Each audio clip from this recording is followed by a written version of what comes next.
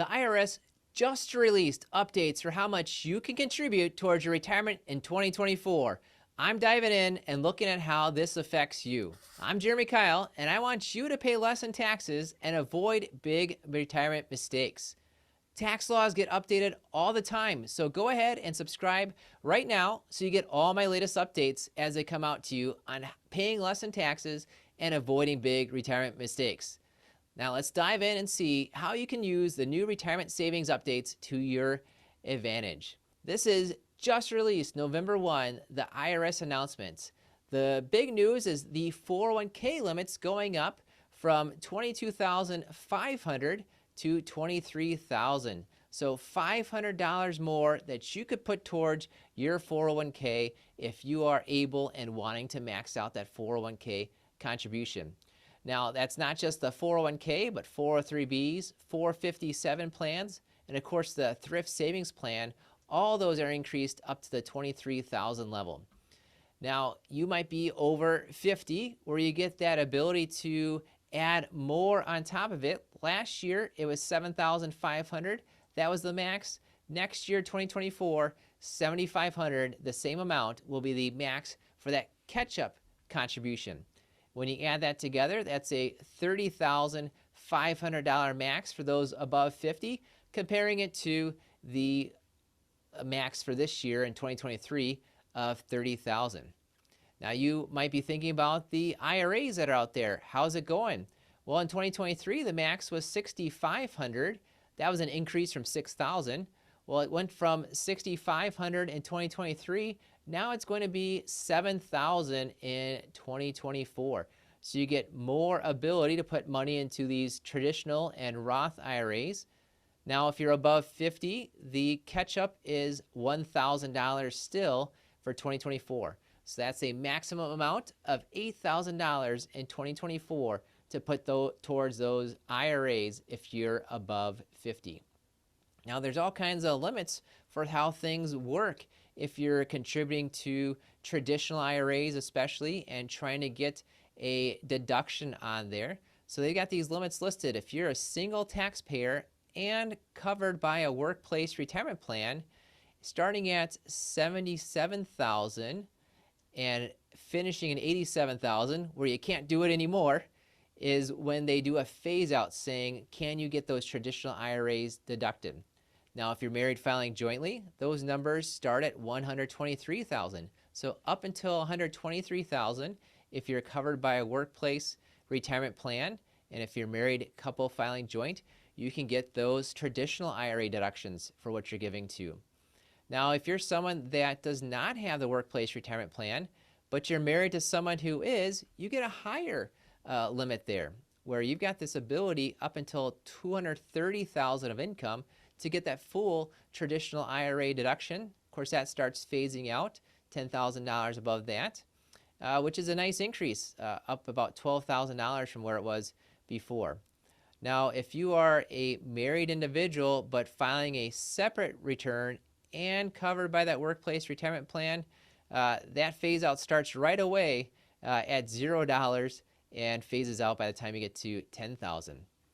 You might be looking at your Roth IRA and wondering, can I contribute to a Roth IRA? You know about those phase outs, and the phase out for Roth IRAs, that's going to start at $146,000 if you are single and head of household, and they give you a $15,000 room of that phasing out to where you can't do that anymore.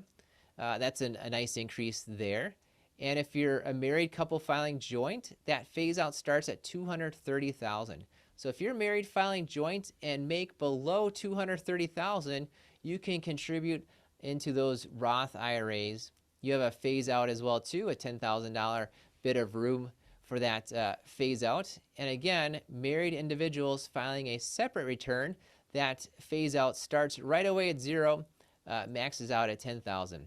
You're probably wondering too about the HSA health savings accounts. What are those limits going to be in 2024? Why aren't they in this release from the IRS today?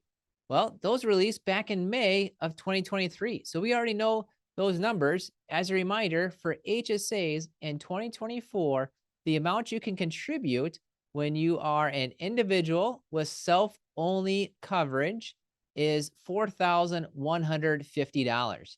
Now, if you are somebody with family coverage, the maximum then is $8,300. So that's $4,150 for self-only coverage. That's $8,300 for the family coverage. And when you're looking at that, you want to keep in mind too the amount of a catch-up contribution. Now, the catch-up contribution for HSAs is a little different than the IRA and 401k. It's 55 and older by the end of the tax year. And that amount is $1,000 as an extra amount. So if you take a look and you're 55 plus, then it's 4150 if you are self-only coverage. It's 8,300 if it's family coverage, and it's another $1,000 if you are part of this plan and you have your own account. So that's $1,000 for you, $1,000 for your spouse that's over 55.